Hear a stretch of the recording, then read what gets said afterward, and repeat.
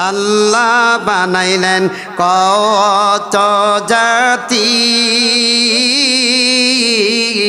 আর যে বানাইলেন প্রেম প্রীতি হাবিবকে বানাইলেন আল্লাহ প্রেমের কারণে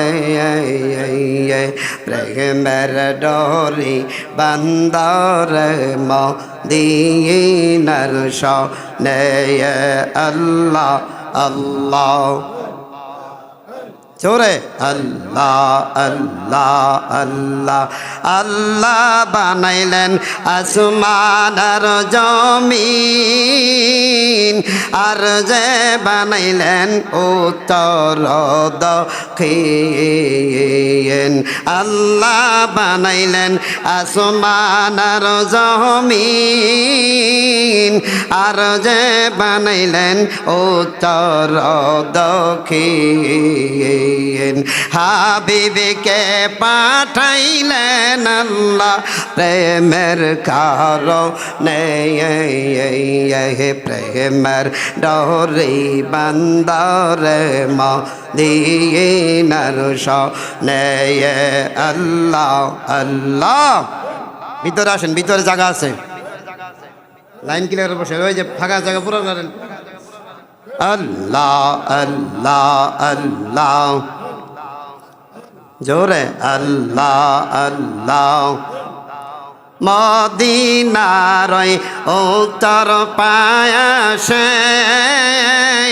সুন্দর কানু থাওয়াম বায়াসে ওই থাম্বাতে বসতেন তিনি ওই থাম্বাতে বসতেন তিনি নবী মুহাম্মদুর রাসূলুল্লাহ আল্লাহ আল্লাহ আল্লাহ লা ইলাহা ইল্লাল্লাহ আমার আল্লাহ আল্লাহ লা ইলাহা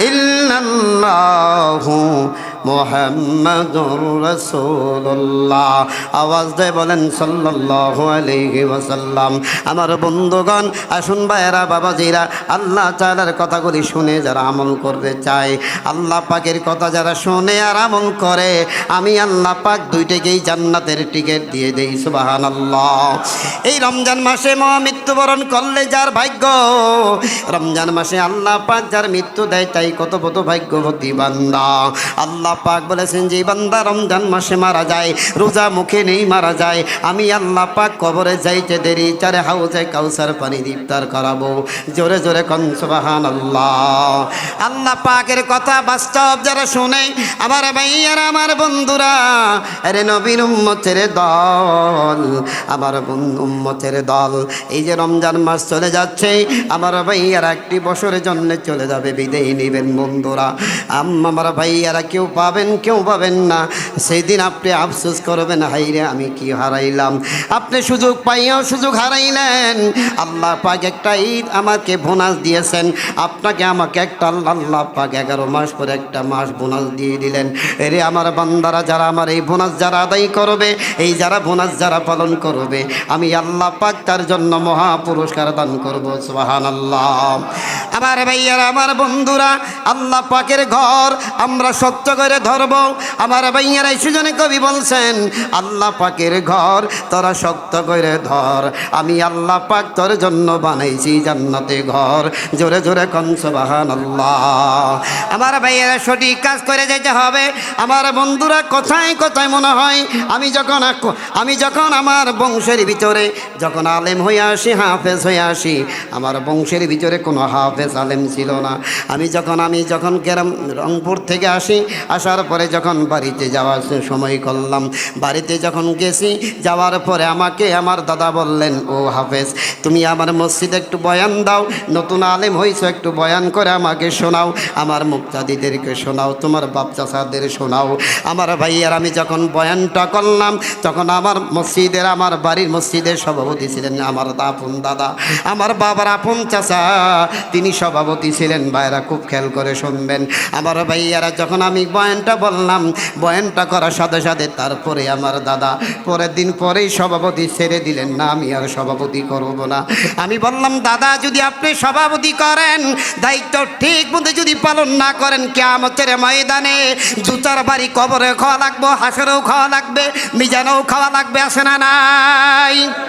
আমার ভাইয়ারা, আমার দাদাই শুনিয়া আমার দাদা বলে নাতি আমি আজ থেকে আমি আর মসজিদে আর আমি সভাপতি দায়িত্ব পালন করব না।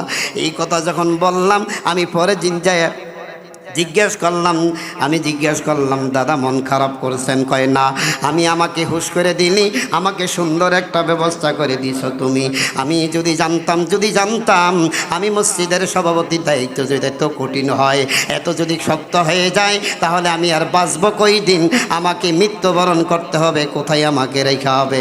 নাতি আমাকে ভালো কথায় তুমি বললা, এই কথা সারা বিশ্বের ময়দানে তুমি বলে দিবা।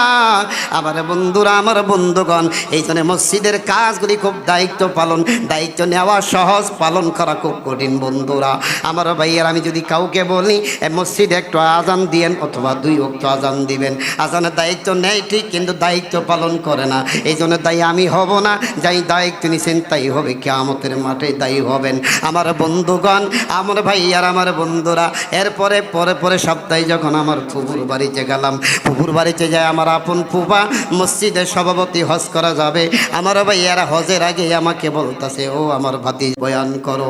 মসজিদের ইমাম তখন বৃদ্ধ মানুষ, কামেল পাস মানুষ, মাদ্রাসার মাদ্রাসার মুহাদ্দিস। তিনি আমাকে বললেন, বাবাজি আপনি বয়ান করেন, আমি আপনার বয়ানটা শুনবো। আমার ফুবা তখন মসজিদের সভাপতি ছিলেন। আমি বললাম, ফুবা আপনি যখন সভাপতি হয়েছেন, দায়িত্বটা ভালো করে পালন করবেন। মসজিদের টাকা অন্য জায়গায় নিবেন না, মসজিদের মুয়াজ্জিনের টাকা আর এক জায়গায় দিবেন না, মসজিদের তারাবির বেতন, ইমাম সাহেবের বেতন আর এক জায়গায় খাটাবেন না। আমি যখন ফুবাকে বললাম, ও ফুবা আপনি যদি দায়িত্ব ঠিক মতো পালন করতে পারেন, পালন করবেন, এইটার উসিলা আপনি জান্নাত পাবেন। আর যদি একটু কুসুর মুসুর করেন, বেবিচার করেন, আপনাকে কিয়ামতের ময়দানে জেলখানা আসামি কাঠ করে আল্লাহ রাব্বুল আলামিন হাসরে দাঁড় করাবেন। জোরে জোরে কোন সুবহানাল্লাহ, মুহাব্বতে বলেন লা ইলাহা লা ইলাহা ইল্লাল্লাহু মুহাম্মাদুর রাসূলুল্লাহ সাল্লাল্লাহু আলাইহি ওয়াসাল্লাম। আমার বন্ধুগণ, এই কাজ যেমন ভালো তেমন আবার কঠিন হিসাব কিয়ামতের মাঠে আছে। বন্ধুরা, আল্লাহ পাকের নবী বললেন, এ বেলাল, তোমাকে আমি মুয়াজ্জিনের দায়িত্ব দিয়ে দিলাম, 1 ওয়াক্ত নামাজ তুমি কাজা করবা না। মুয়াজ্জিন দায়িত্ব দিয়ে দিলাম। বেলালের চাকরিটা আমার আল্লাহ রাসূলকে দান দিয়ে দিয়েছিলেন। কোনো মক্কার মদিনার মানুষেরা বেলালে চাকরি দেয় নাই, আমার আল্লাহর বেলালকে, আল্লাহ এবং রাসূল বেলালকে চাকরি দিয়ে দিলেন।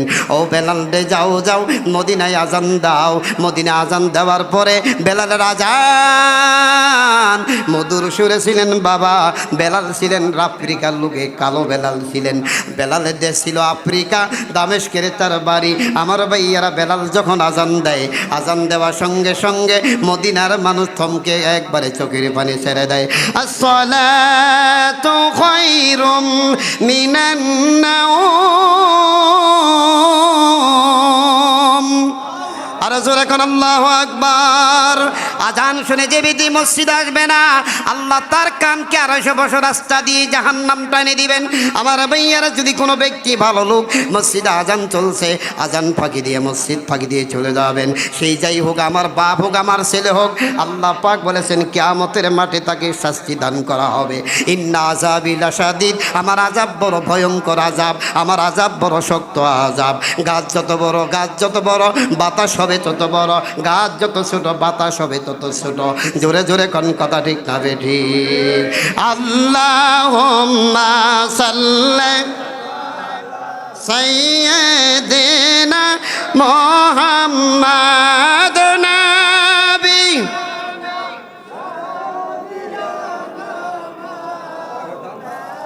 4 মিনিট আল্লাহুম্মা সাল্লি আলা সাইয়্যিদিনা মুহাম্মাদ নাবিয়ানা মা বাবাজি বলতেছিলাম, সংক্ষিপ্ত করে দিচ্ছি। আমার ভাইয়ারা মিডিয়া আসতেও দেরি করছেন, আপনারাও পাশে আসেন। নিয়ম হলো ঢাকা শহরে 12টার সময় আজান হয়, অন্য দিনে গ্রাম দেশে 12:20 আজান দিলেও কৈফত জানানো হয়। আরে বন্ধুরা আমার, কে কি কইল কোন সময় আজান দেয় সেটা তাদের ব্যাপারে, আমার মত দিয়ে আমি আজান দিব। কথা কোন ঠিক না বেটি? আমার ভাইয়ারা আমার বন্ধুরা, আজান 5 মিনিট আগে দিছি, গত শুক্রবারে ও কমপ্লিট হয়েছে। আমার ভাইয়ারা কাদু মতলব নিয়ে চলি না, আমার সময় হবে আমি আজান দিয়ে দেব। আমার আল্লাহ পাক বলেন, আমার আল্লাহর হুকুমে মসজিদ চলে, আমার আল্লাহর হুকুমে মসজিদে টাইম টু টাইম চলবে, কারো হুকুমে নামাজ চলবে না। কোনো ব্যক্তি যদি করে হুজুর টাইম হয়ে গেছে নামাজ পড়েন, তার জন্য অপেক্ষা করা হবে না। আমার ভাইয়ারা যদি কেউ বলে হুজুর গরমের দিন সূরা ছোট দিয়ে নামাজ পড়েন, নিয়ম হলো বড় সূরা দিয়ে নামাজ পড়বে। আমার ভাইয়ারা মন্ত্রী মিনিস্টার এমপি সাহেব আইলেও চাউফিদি বলতে পারবে না হুজুর নামাজের টাইম হয়ে গেছে। এটা ইমাম সাহেবের ব্যক্তিগত বক্তব্য। ইমাম সাহেব যখন বক্তব্য, তবে ইমাম সাহেব তো পাগল না, ইমাম সাহেব কানাও না, খুঁড়াও না, বুবাও না। ইমাম সাহেব ঘড়ি দেখে, দেখার শুনে আপনার জন্য আমার জন্য দেরি করা যাবে না। আমার ভাইয়ারা মসজিদে আসার জন্য, মসজিদে যাইতে যত দেরি বের হয়েছে যত তাড়াতাড়ি করি আমরা, দেখবেন ফরজ নামাজ পড়ার পরে মানুষ সব শেষ হয়ে যায়, নামাজের হক আদায় হয় না।